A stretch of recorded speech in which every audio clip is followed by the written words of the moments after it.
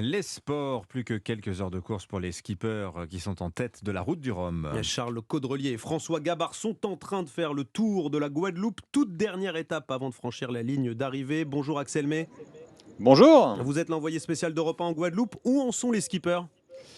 Eh bien, à l'heure où l'on se parle ici, c'est la nuit, il est 2 heures du matin. Et Charles Caudrelier, sur son maxi trimaran, vous savez, ces maxi trimarans sont ces bateaux de plus de 30 mètres capables de voler lorsqu'il y a du vent, contourne la Guadeloupe. Il est arrivé par le nord, il est au niveau de Basse-Terre, pour ceux qui connaissent un peu la géographie de l'île guadeloupéenne.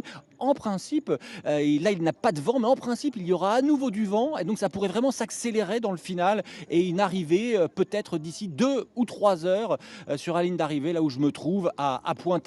Derrière, il y a François Gabard qui va commencer le contournement de la Guadeloupe. Donc, si tout se passe bien, s'il n'y a pas d'avarie, Charles Caudrelier devrait s'imposer dans cette route du Rhum devant François Gabard, eux qui sont partis mercredi dernier et qui devraient battre le record qui était de 7 jours et 14 heures. Axel May en direct de Pointe-à-Pitre en Guadeloupe. Merci beaucoup Axel, qui va nous faire vivre cette arrivée de la route du Rhum ce matin. Voilà, il y a l'arrivée sur les Champs-Élysées pour le Tour de France et il y a le Tour de la Guadeloupe pour la route du Rhum.